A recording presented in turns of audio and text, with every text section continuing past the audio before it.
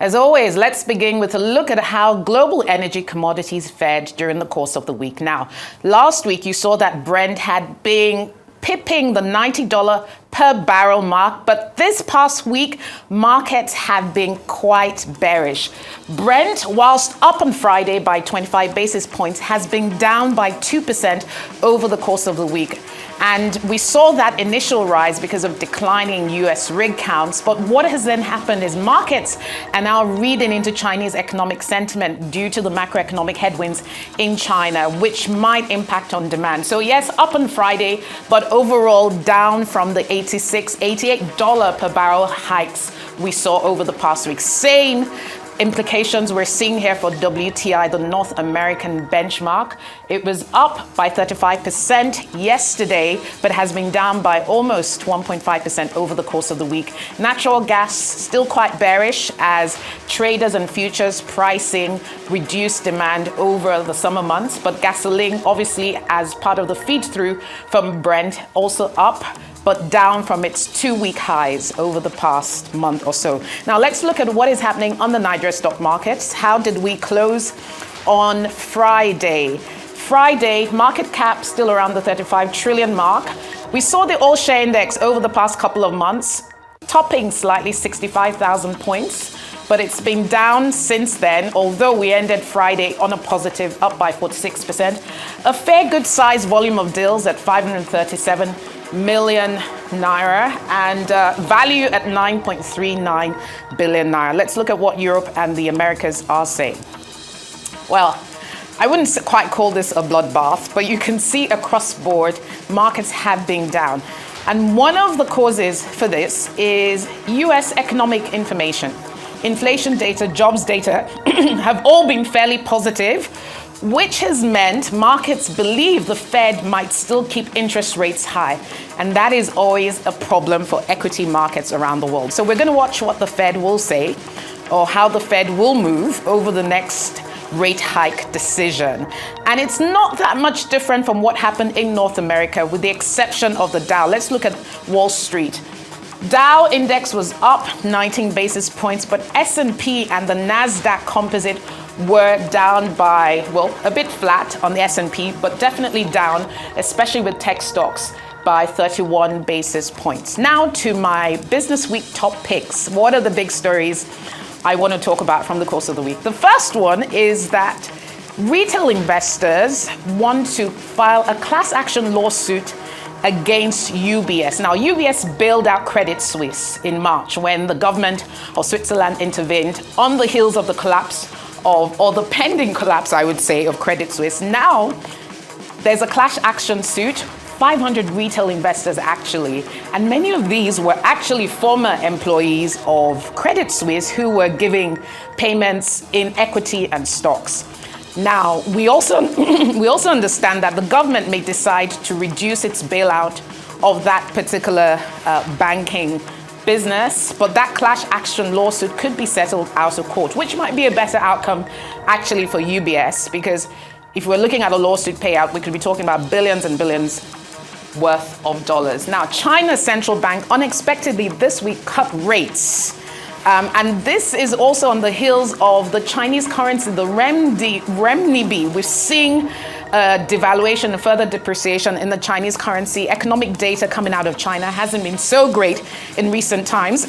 So no surprises there. There's also talk of Chinese investors and traders buying renminbi and flooding the market with dollars in order to try and keep a floor under the value of the local currency. So interesting times here for China, struggling and grappling with the very tight COVID restrictions we saw over the past 18 months.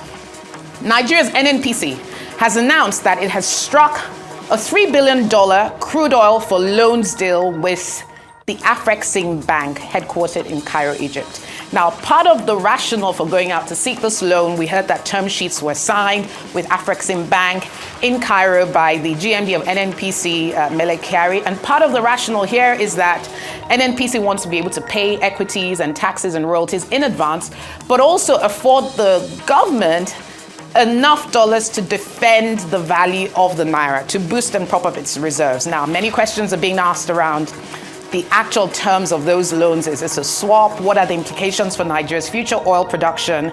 Time will tell, but the markets and the media will be keeping a very close watch on that. As we know, Nigeria, of course, already heavily indebted.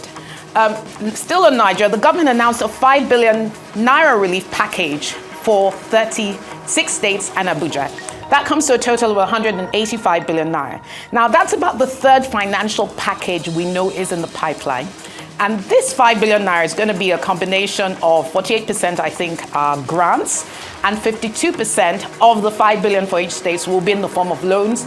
The states are expected to pay back over a 20-month payment plan period. We also know that the National Economic Council did also deliberate on the $800 million loan that the World Bank had given the government.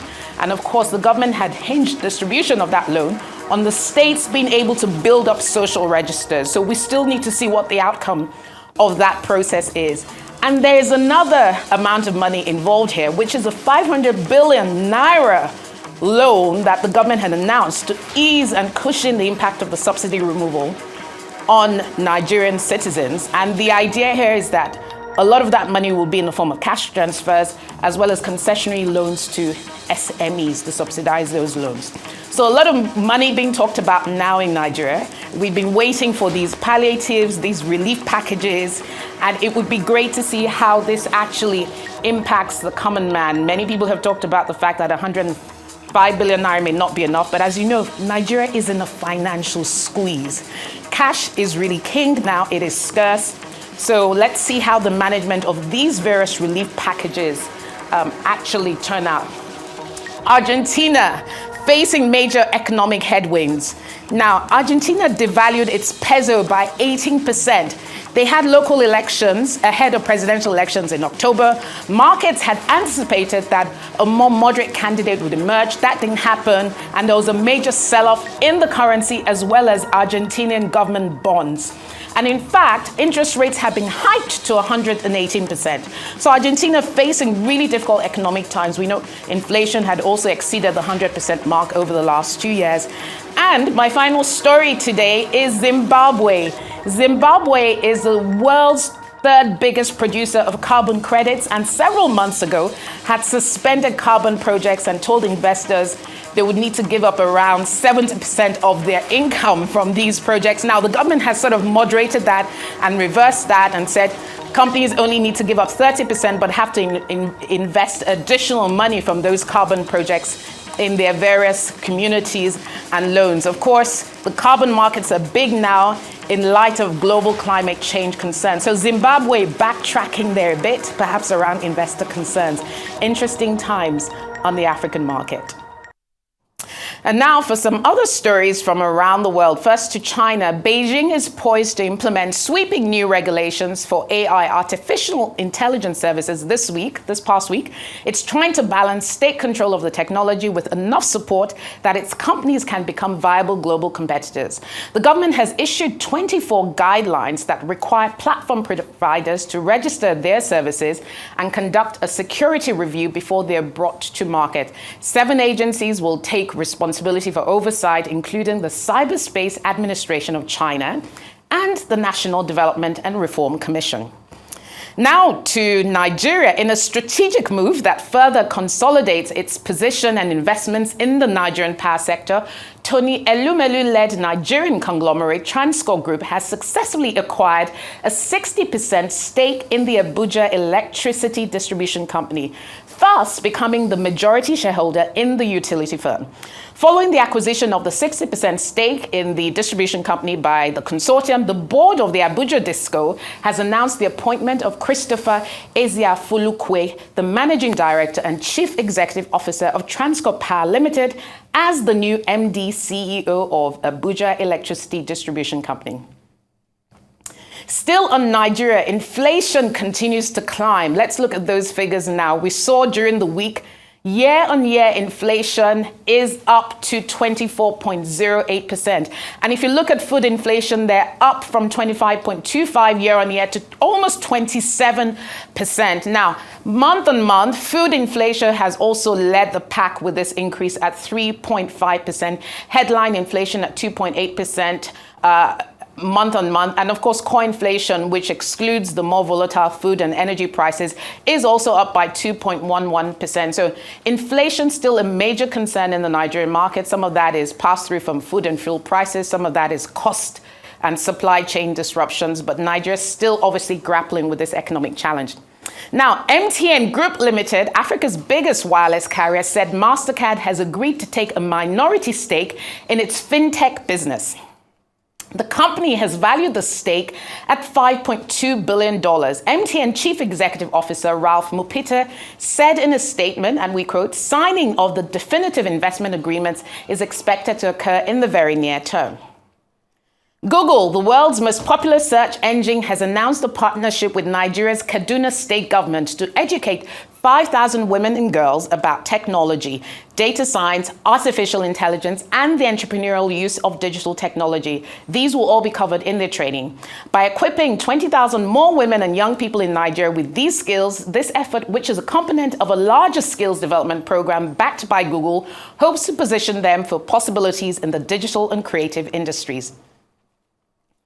The Nigerian government has announced the final list of ministers and their assigned portfolios. The list, released in a statement made available to media houses during the week, included former Rivers State Governor Nyesom Wike as Minister of the Federal Capital Territory and Festus Keyamo as the head of the Aviation Ministry, while Dele Alake will man the Solid Minerals Development Ministry. Other ministers are Wale Edun, Finance and Coordinating Minister of the Economy, Boyega Oyetola, Transportation, David Umahi, Works, and Betta Edu, Humanitarian Affairs and Poverty Alleviation. The president reserved the Minister of Environment and Ecological Management for Kaduna State. Meanwhile, the former Kaduna State government, Governor Nasir El-Rufai, and two other ministerial nominees were screened by the Senate but were not confirmed. A replacement is expected from Kaduna State following the withdrawal of the ex-governor.